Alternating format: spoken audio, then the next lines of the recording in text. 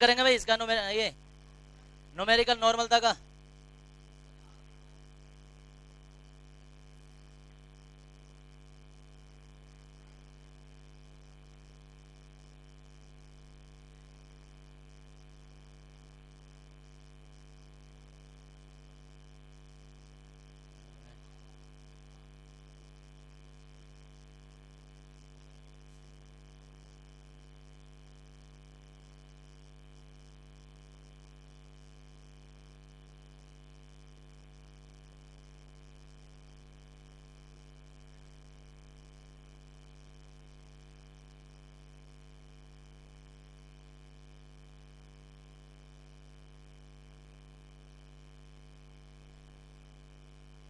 नॉर्मलता से संबंधित तुम्हारा क्वेश्चन है और ये है कि 0.5 ग्राम NaOH को 800 ml बिलियन में मिलाया जाता है या घोला जाता है। बिलियन की नॉर्मलता ज्ञात कीजिए। फॉर्मूला जिसे पता होगा वही सवाल कर सकता है, वरना हिलेगा भी नहीं, ऐसा सवाल नहीं। केमिस्ट्री हो या फिजिक्स हो, बार बार बोलता रहता हूँ मैं, फॉर्मूला बेस्ड क्वेश्चन है। जिसे फॉर्मूला पता है, जिसे फॉर्मूला पता है वही कर सकता है।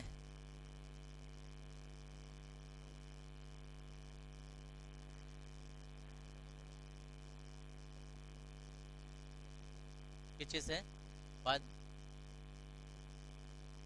स्क्रीन से फायदा यह है कि जितना भी जूम आउट करना होता है, जितना कम करना होता है, मैं यहाँ से कर देता हूँ। पूरा कंट्रोल मेरे हाथ में, जब बंद करना चाहूँ बंद कर दूँ, स्टार्ट कर दूँ।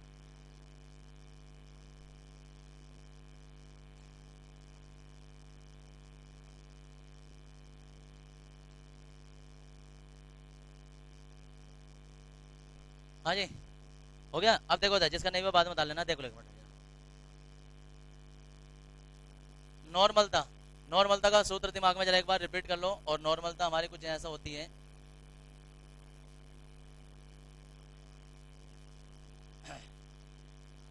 देखो सर, भार बटे अणुभार गुणा बिलियन का आयतन गुणा 100। ये एक फॉर्मूला हमने बनाया था, संयोजकता इसमें आ जाती है। और अगर जो ऐसा नहीं कर सकते, सॉरी 1000,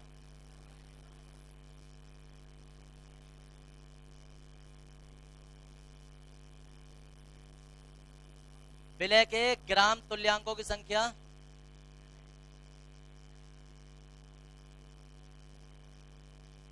विलय के ग्राम तुल्यांकों की संख्या और बिलियन का आयतन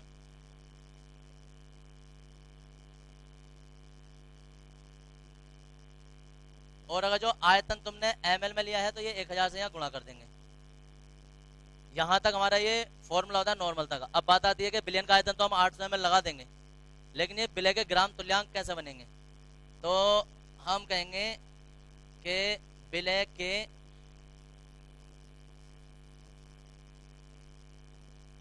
ग्राम तुल्यांकों की ये संख्या जब हम निकालेंगे, संख्या जब हम निकालेंगे तो भार बटे अणुभार, भार बटे अणुभार, और अणुभार में हम देखेंगे विलय हमारा है क्या। विलय जो है वो NaOH है। NaOH मतलब क्या होता है? NaOH है, OH जिसमें आ जाता है क्या हो जाता है वो? क्षार। तो अणुभार को हमें अम्लता से भाग करनी पड़ेगी ये तुल्यांकों की संख्या बनाने के लिए। और अगर हमें ये ना पता चले ये अम्ल है क्षार है तो हम यहाँ संयोजकता लिख देंगे, और पता चला कि ये अम्ल है तो यहाँ क्षारकता आ जाएगी बस। तो ये करना होता है, एक तरीके से मौल ही बना रहे हैं, भार बटे अणुभार ही करते हैं बस। बस यहाँ थोड़ा सा अंतर आ जाता है कि अम्लता से और डिवाइड कर देते हैं। अब यहाँ का जो हम भार देखें तो हम कहेंगे दिया है, दिया है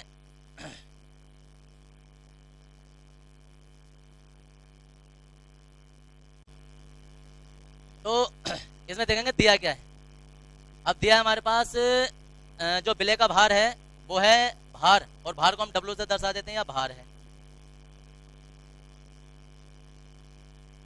4 ग्राम। अब यहां तुम्हारे लिए आता है अणुभार, तो NaOH का अणुभार निकालेंगे हम।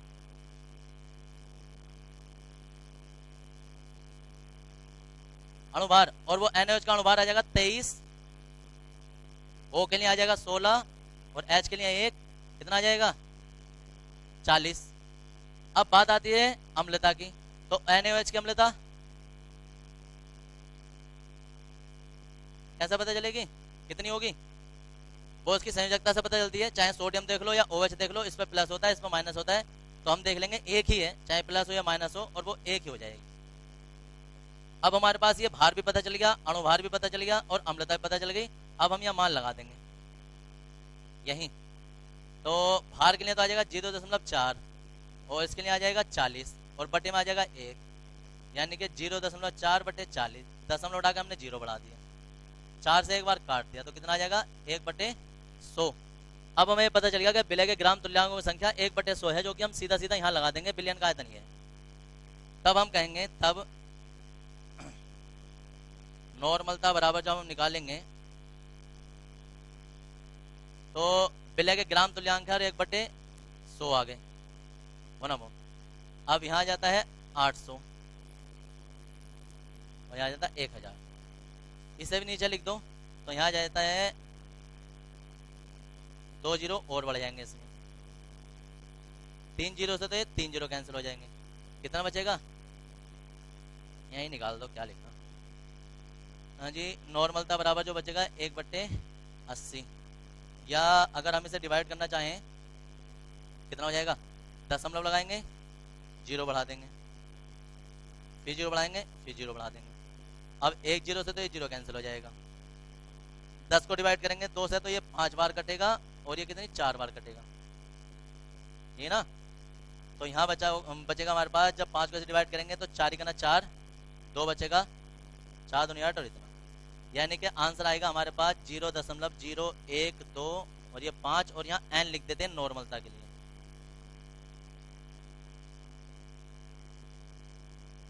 n n का मतलब क्या होता है, अगर तुम यहाँ n ना लिखोगे ना तो यहाँ लिख सकते हो ग्राम तुल्यांक, ग्राम तुल्यांक बटे लीटर, जो कल लिखवाया था इसका मात्रक।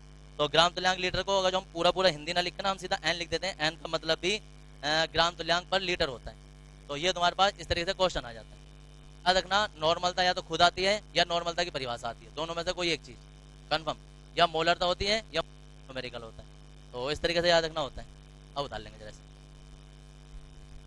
उतारो जरा।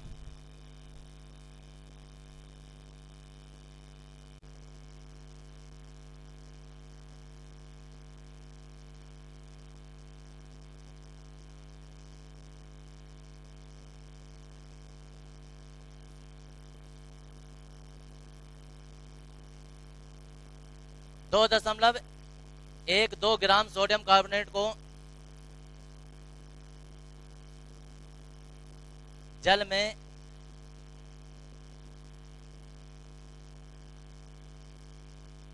मिलाया जाता है, इस विलयन की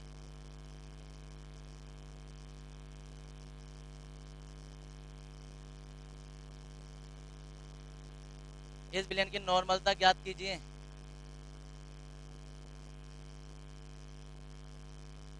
इस विलयन की नॉर्मलता ज्ञात कीजिए। सोडियम कार्बोनेट क्या हो जाएगी संयोजकता, कोई बताएगा? सोडियम कार्बोनेट संयोजकता,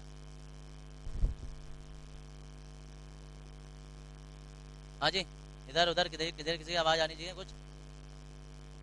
3 तो शायद ही किसी की होती है, दुनिया में बहुत कम यौगिक होते हैं, जैसे कि ओजोन वगैरह कुछ ऐसे कुछ यौगिक होते हैं जिनकी 3 होती है, 3 तो बहुत कम होती है। तिरछारी वाले तुम्हारे जब कोई आ जाते हैं तो कितनी आ रही है संयोजकता? +1 होता है, 2 से गुणा होगी, 2 ये है, ऐसे इस पर 2 माइनस होता है, तो हमारे पास इसकी जो संयोजकता आ जाएगी वो 2 आ जाएगी। फटाफट सोल्व करके बताओ आंसर इसका, जरा आंसर बताओ जल्दी, टाइम मत लिखा हुआ। W बराबर जो भार आ गया है वो तुम्हारा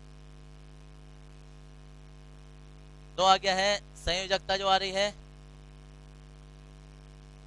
वो 2 आ गई है, अणुभार Na2CO3 का अणुभार जो है वो कितना आ गया है, वो आ गया है 106,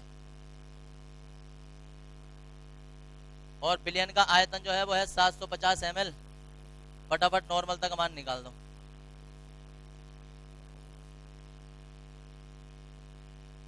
सूत्र यह है नॉर्मलता का। फटाफट नॉर्मलता का फॉर्मूला लगाओ और आंसर निकालो।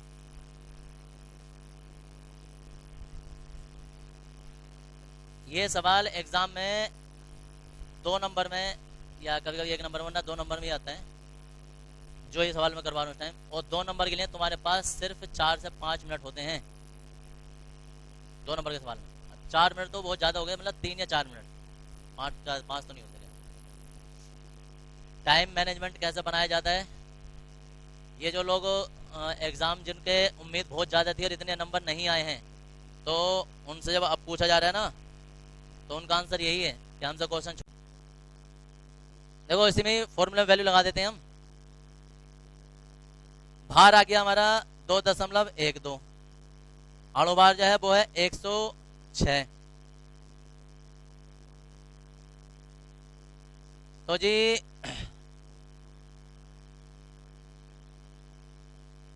ये 106 और ये 2 घूम कर ऊपर ले जाएंगे। बहुत सारे लोग इसे काटेंगे, लेकिन काटने की जरूरत नहीं है। क्यों? क्योंकि जब दशमलव हटाएंगे ना और 2 जीरो बढ़ाएंगे तो 106 धुनी जो है ना ये हो जाएंगे। तो ऊपर तो 4 आ जाएगा, नीचे 100 आ जाएगा। ये भी बताने की जरूरत नहीं कि ये तुम्हारा 25 बार कट जाएगा। ये तुल्यांकों की संख्या आ गई। अब नॉर्मलता निकाल देंगे हम। यहाँ आ जाता है 25 और यहाँ आ जाता है 750 गुणा 1000। और ये 750, 25 चौका 100 गए और 1 जीरो से 0 कट गया। 4/75 है। दशमलव लगा के हम 0 बढ़ाएंगे, फिर 0 बढ़ा के फिर 0 बढ़ा देंगे। अभी हम इसे 5 से काटते हैं, 25 से काटते हैं। 25 से जब करेंगे 25 से 75, और जब इसे 25 से काटेंगे तो 25 का ना 25 और 15 बचेंगे 150। 25 छक्का 150, 0 और 0 और 3 पंजे 15।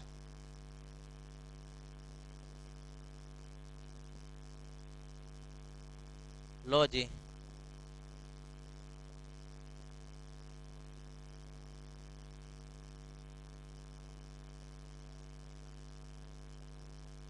क्या हो जाएगा?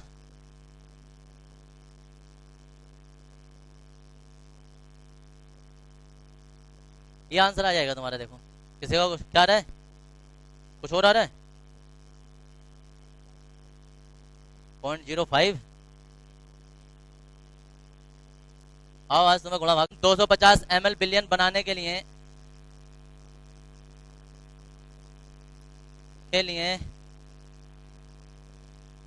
H2SO4 की कितनी मात्रा की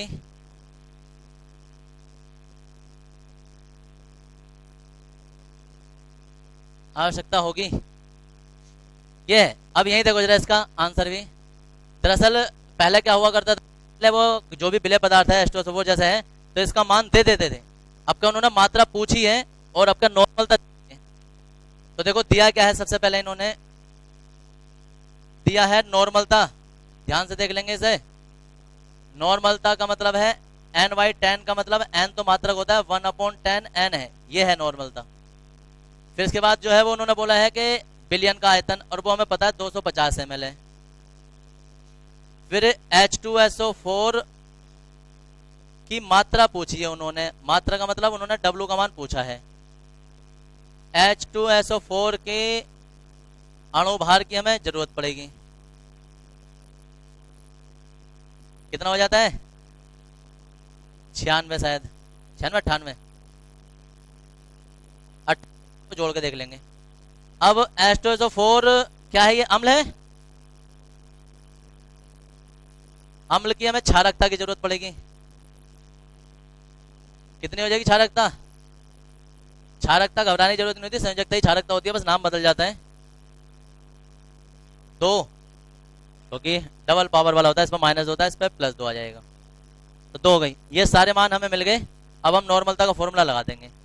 अब नॉर्मलता का जो फॉर्मूला आएगा वो आ जाएगा भार बटे अणुभार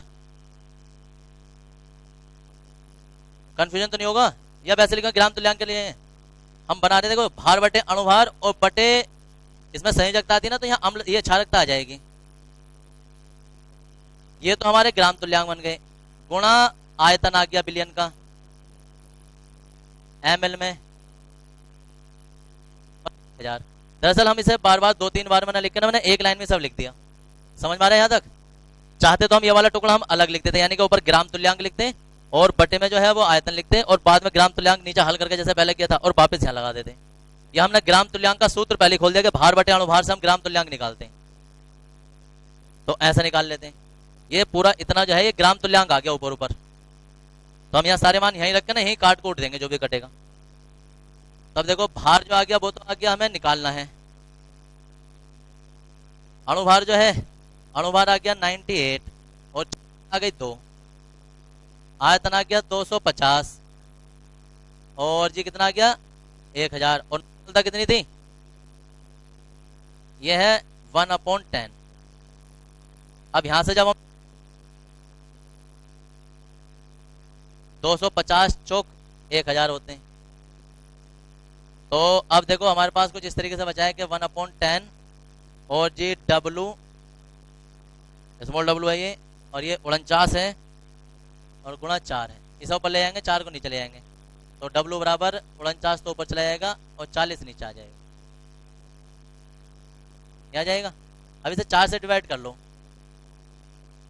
4 ही करना 4 और जी ये आ जाएगा 4 दूनी 8, दशमलव लगा देंगे, 1 बचेगा तो 10 हो जाएगा वो, और 10 हो जाएगा तो 4 दूनी 8 और 4 पंजे 20, यानी कि 12.25 और यहाँ नीचे बटे में 10 चल रहा है। 10 का मतलब होता है जितने जीरो ना एक अंक इधर कर दो, जीरो हट जाएगा, दशमलव यहाँ आ जाएगा, तो 1.225 आ जाएगा W का मान ग्राम में।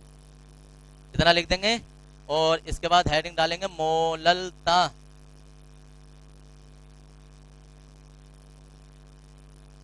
मोलरता को मोलैरिटी कहते हैं, नॉर्मलता को नॉर्मेलिटी कहते हैं और मोलरता को मोलैलिटी कहते हैं, इंग्लिश में नाम होते हैं इनके। तो मोल और इसे उतार लेंगे।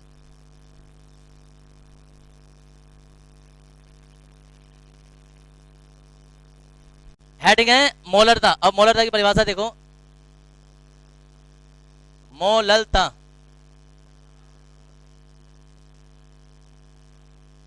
मोलरता और मोललता में बिल्कुल माइनर सा फर्क होता है।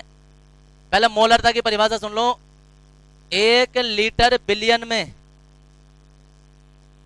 1 लीटर बिलियन में उपस्थित विलय के मोलों की संख्या को मोलरता कहते हैं, मोलरता कहते हैं जब ये बिलियन है। तो अब इस बिलियन को हटा देंगे और 1 किलोग्राम कर देंगे, किलोग्राम विलायक कर देंगे, तो अब ये मोललता बन जाएगी। कौन बनाएगा परिभाषा? बन गई परिभाषा। तो एक साथ मत बोलो, एक एक करके बोलना। हाँ जी, जल्दी को में से कोई बता रहा है, बताओ। हाँ बोलो।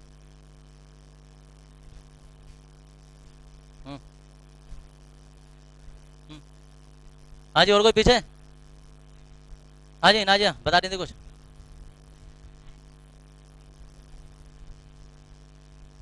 हाँ जी, कोई और? हाँ जी, आवाज आ रही थी पहले पीछे। हाँ, लड़कियों में नहीं, अब लड़कों में आ गए।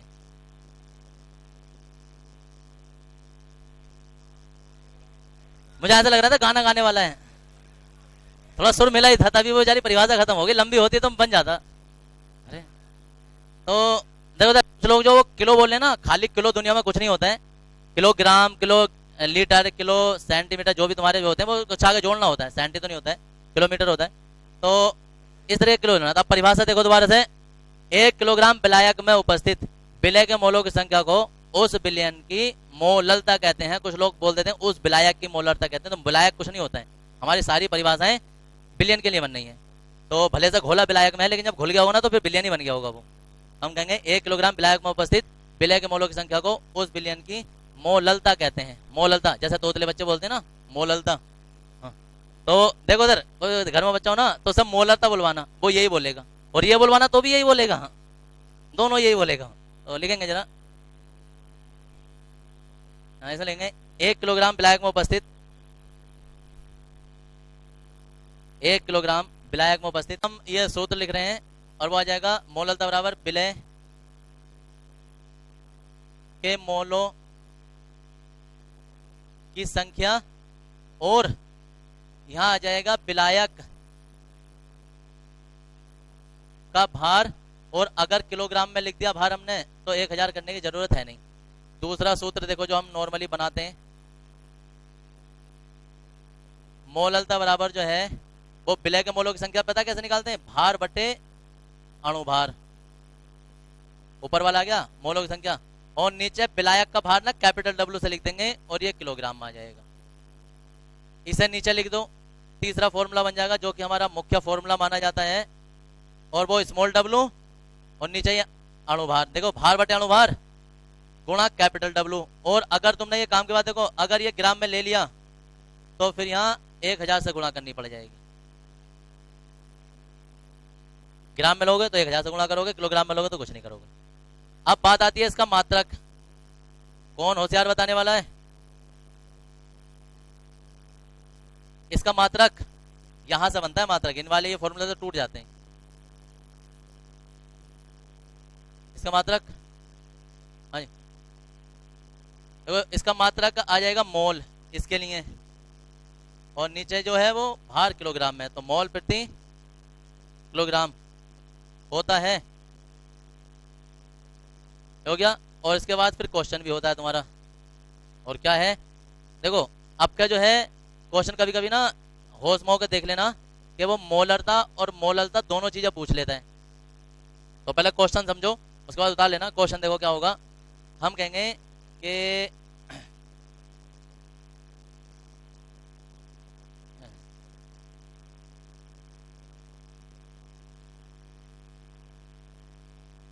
पचास ग्राम NaOH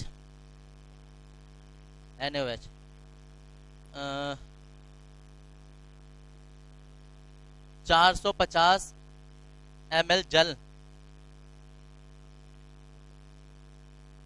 में मिलाया जाता है, इस बिलियन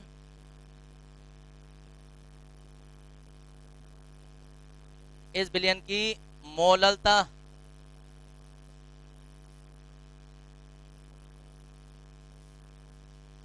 ज्ञात कीजिए।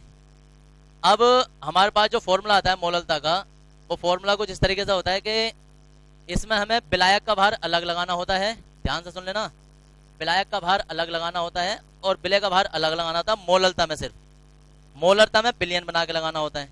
अभी जरा देखो कंफ्यूजन वाली चीज देख लो, जहां पे सबसे ज्यादा कंफ्यूजन रहता है। पहले तो हम मोललता का फॉर्मूला लिख देंगे, मोललता बराबर भार बटे अणुभार गुणा ये विलायक का भार, और अगर जो विलायक का भार ग्राम में लिया है तो यहाँ 1000 से गुणा हो जाएगी। अब अगर जो हम देखें तो विलय का भार कितना दिया भाई, पहचानना सीख जाओ। विलय स्मॉल डब्लू कितना है 50 ग्राम। अब इसी के साथ विलायक भी देख लो, विलायक का कितना दिया है 450 ग्राम, और NaOH का अणुभार भी निकाल देंगे हम। NaOH का अणुभार, और NaOH का अणुभार जब निकालेंगे तो वो आ जाता कितना 40, वो हमें पहले पता है। तो अब हम मोललता निकाल लें, मोललता तो यहाँ तो आ जाएगा 50 ml, ना ml नहीं ग्राम हो गई, अरे ग्राम में लिया है ग्राम में लिया है इन्होंने, इतने उसमें डाला था। और जरूरी नहीं है कि जल में हो, कोई ऐसी और भी चीज में मिला सकते हैं, ठोस में मिला सकते हैं, किसी भी चीज में मिला सकते हैं, वो उनके ऊपर डिपेंड करता है। इतने ग्राम जल में, तो अब हमारे पास यहाँ जाता है, देखो ये तो 50 आ गया, अब आ जाता अणुभार, ये m का मान 40, 450 और गुणा आ जाता है 1000। 1 0 से 1 0 कैंसिल हो जाएगा, इससे ये कैंसिल हो जाएगा। 5 नाम 45 और 5 दूनी 10, 50 दूनी कितने हो जाते हैं 100 हो जाते हैं, और 9 चौक 36, 36 से डिवाइड करेंगे तो 36 दूनी 72 होते हैं, 36 दूनी 72। अब बचेंगे 28, 10 में लाएंगे 280 हो जाएंगे। अब 280 जो है वो लगभग 3 से जब डिवाइड करेंगे ना हम इसे, तो हम इसे देख लेंगे, अंदाजे लगा लेंगे हम। इधर का 3 देख लिया, इधर का 28 देख लिया, कितनी बार चला जाएगा? लगभग 9 बार। 9 या 27 होते हैं, 9 बार चला जाएगा। ये तुम्हारा आंसर हो जाता है। और इसे मोल प्रति किलोग्राम ना लिख के ना स्मॉल एम लिख देते हैं, उसे दर्शाता है। यहाँ तक तुम्हारा एक पार्ट हो जाता है। अब इसी में ना वो पूछ लेते हैं मोललता और मोलरता ज्ञात कीजिए, दोनों पूछ लेते हैं। तो क्या चेंज हो जाता है, पता है क्या हो जाता? ध्यान से सोचो, ये हमारे पास जल है, जल, और ये हमारे पास कोई चीज डाल लें उसमें, तो ये विलय है, ये विलायक है। जब दोनों मिल जाएंगे तो बिलियन बन जाएगा। तो जब मोलरता निकालते हैं ना, मोलरता, तो भार बटे अणुभार और गुणा आयतन लगाते हैं यहाँ। तो आयतन की जगह पता है कितना लगाएंगे हम? 50 तो विलय था और 450 विलायक था, दोनों मिलकर 500 बिलियन बना देंगे। तो बी की जगह 500 लगा देंगे, बाकी तो सेम मान चलेंगे हमारे। तो याद रखना, वहां बिलियन बनाया हुआ नहीं दिया होगा तुम्हें एग्जाम में, वहां बिलियन हमें बनाना पड़ेगा सोच के कि कितना विलय है कितना विलायक है, तो दोनों को मिला के बिलियन बन जाएगा। हाँ, अगर ग्राम में दिया है जल है, तो जब तोल दे उसमें, जब उसमें मिला देंगे तो वो एमएल में आ जाएगा। मतलब इसे एक और फॉर्मूला तुम्हें बताऊंगा मैं। 1000 ग्राम बराबर जो होते हैं ना, वो 1000 ml में ऐसा करके इसे सेंटीमीटर क्यूब बना लेते हैं, इसे ग्राम की क्यूब बना लेते हैं। वो भी इसमें जब उसमें परासन ताप वाले में निकालेंगे तब निकालेंगे। ये ऐसे नहीं बता रहे, वहां उन्होंने जब दिया होगा तो वो कन्वर्ट करके देंगे। मतलब हम जैसे वो इसमें दिया होगा या इसमें ऐसा करके दिया, इसमें जल में दिया होगा तो जल ना देगा वो बेंजीन दे देंगे, एल्कोहल दे देंगे। ये तो मैंने बनाया सवाल, एग्जाम में नहीं है। जब वो एग्जाम में देंगे तो वो उस हिसाब से ml में या किसी चीज में देंगे, तो वो उस हिसाब से आ जाएगा। लेकिन अगर हमारे पास मोललता या मोललता जब आएगी ना, तो मोललता में ब्लैक, और एक और बात सुन लो काम की बात, कभी कभी वो ऐसा बोल देंगे, सही से सुन लेना,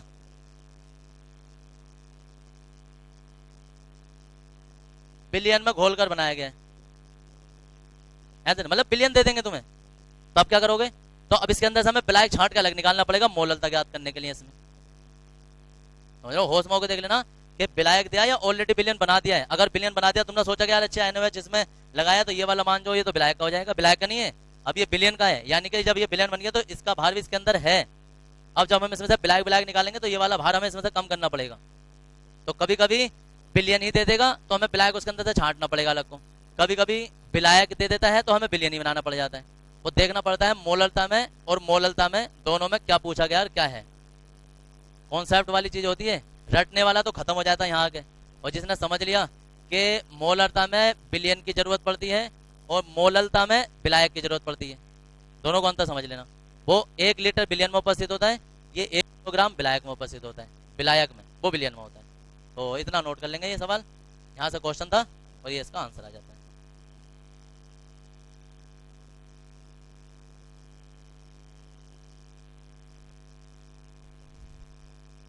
उतारो जी जल्दी फटाफट। में से एक परिभाषा होती है भी, मोल प्रभाज।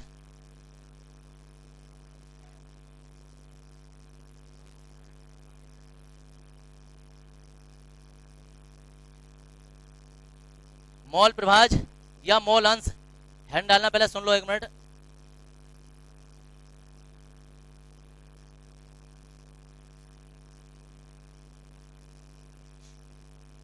ये हमारे पास कोई पात्र है भाई, और ध्यान से देखेंगे इधर जरा, ये पात्र है।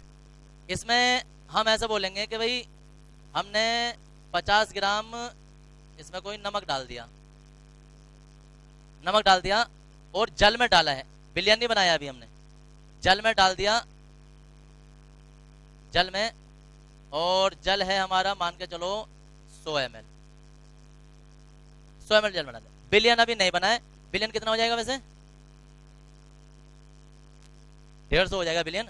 हमें बिलियन से मतलब ही नहीं है, हमें विलय अलग रखना है, विलायक अलग रखना है।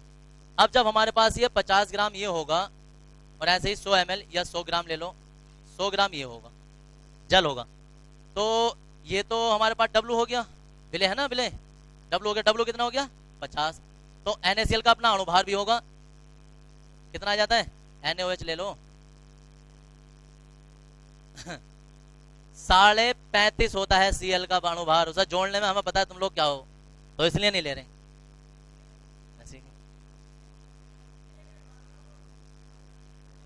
100 में से 37.5 जाएंगे, कितने वापस दोगे दुकान पे तुम? अरे वो बता दो इसे, 32.5 देंगे। देखो 37.5 जब जाएंगे तो 32.5 100 रुपए में से फेर के देगा। हाँ देखो, अरे ये 35.5 जब उसमें 35.5 काटेगा तो 62.5 फेर के देगा। ये दुकान चलेगी इसकी। तो फिलहाल अच्छा पैसा है, चलो अभी अभी देंगे, पहले काम की बात सुन लो इधर। तो एक अभी नॉर्मल सी बात है, परिभाषा हम कितनी भारी बना सकते हैं, लेकिन स्टार्ट हमारा आसानी से होना चाहिए। देखो इधर, तो 50 ग्राम हमारे पास कोई NaOH है, तो इसका अणुभार भी होगा। अणुभार कितना होगा? 40। इन दोनों को मिला के हम मोल भी बना सकते हैं। मोल कितने हो जाते हैं? भार बटे अणुभार कितना हो जाएगा? 50/40। जो भी आंसर आए, 1 दशमलव कुछ भी जो भी आए, ये मोल बन गए। अब मोलों को जो हम दर्शाते हैं ना, 1 दशमलव जो भी एक आएगा वो स्मॉल n से दर्शा देंगे। किसके मोल आए हैं? ये सिर्फ विलय विलय के मोल, ऐसा बना दिए। अब आ जाओ विलायक पे। तो विलायक जो है ये होता है कैपिटल W, और ये कितना हो गया? 100।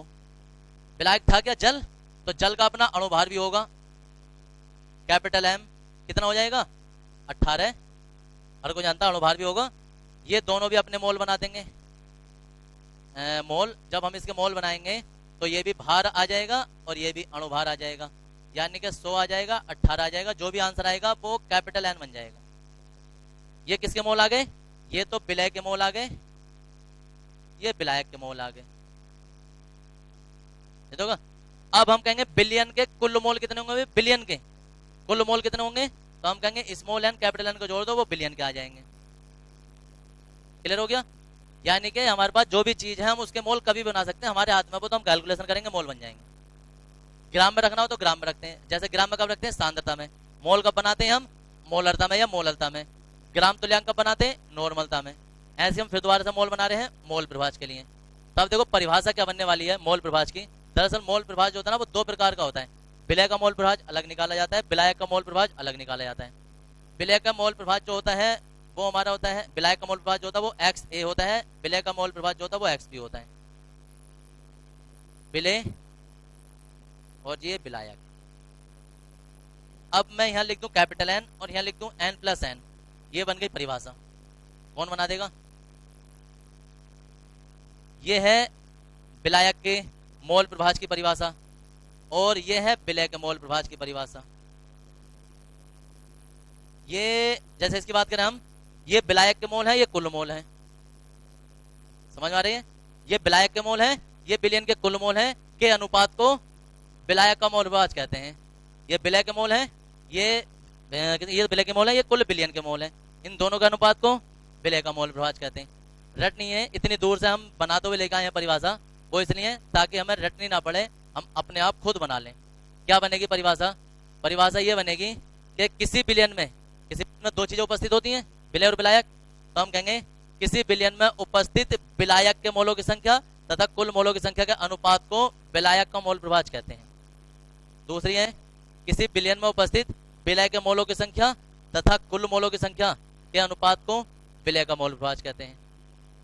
ये 2 परिभाषाएं होती हैं मोल प्रभाज, यानी कि दोनों में से कोई सा एक ऊपर आएगा, कुल नीचे आएंगे। ऐसे दोनों में से कोई सा एक ऊपर आएगा, कुल नीचे आ जाएंगे। समझ आया कितना हो रहा है?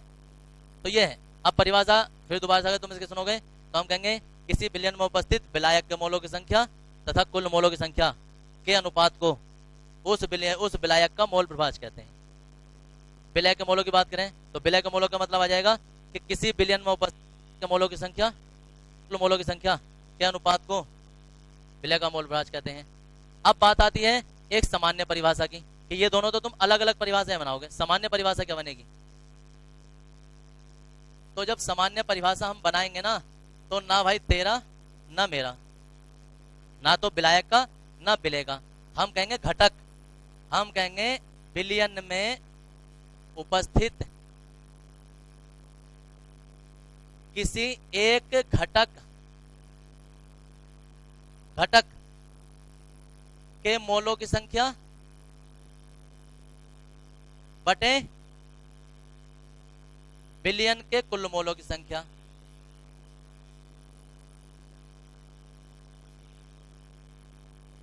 मोलों की संख्या के अनुपात को बिलियन का मोल प्रभाज कहते हैं।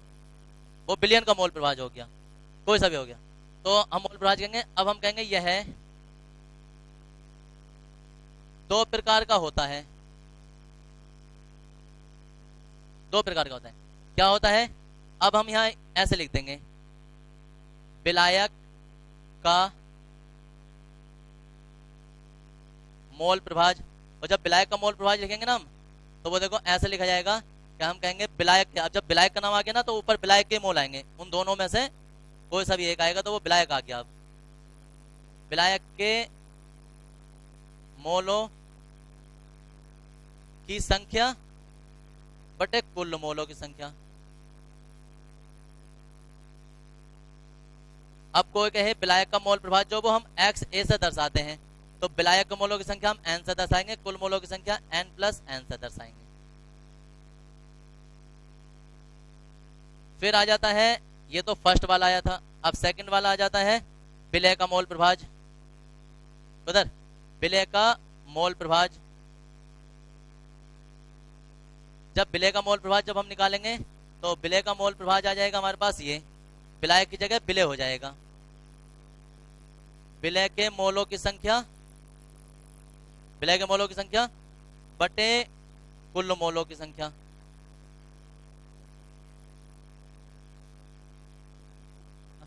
और ये विलय का मोल प्रभाज हम एक्स बी से दर्शा देते हैं, उसकी संख्या स्मॉल एन से दर्शाएंगे, क्योंकि विलय को स्मॉल एन क्यों दर्शाते हैं? क्योंकि विलय का मान कम होता है, बिलियन में कम मात्रा में होता है। कुल मोलों की संख्या n+n। तो ये आ गया तुम्हारा विलायक का मोल प्रभाज, ये आ गया विलय का मोल प्रभाज। किसी को n ना पता हो क्या है, या किसी को कैपिटल N ना पता हो, तो हम यहाँ लिख देंगे कि विलय के मोलों की संख्या, और यहां लिख देंगे विलायक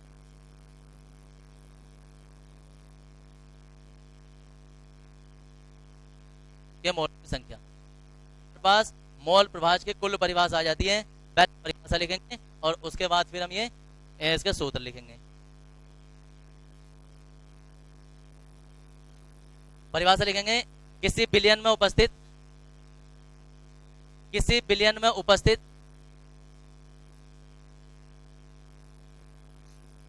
किसी बिलियन में उपस्थित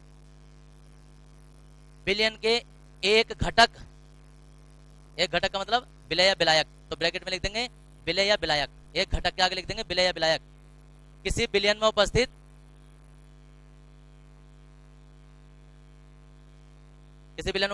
एक घटक, और ब्रैकेट में लिख देंगे विलय या विलायक, ब्रैकेट बंद, एक घटक के मोलों की संख्या,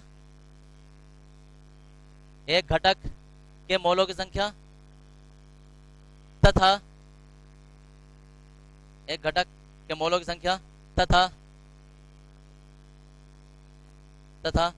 कुल मोलों की संख्या, तथा कुल मोलों की संख्या के अनुपात को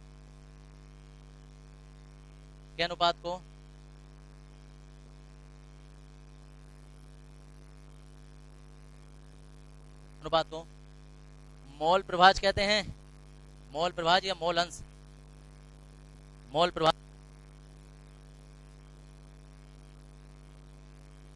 कहते हैं, और अर्थात करके और ये सब लिख देंगे।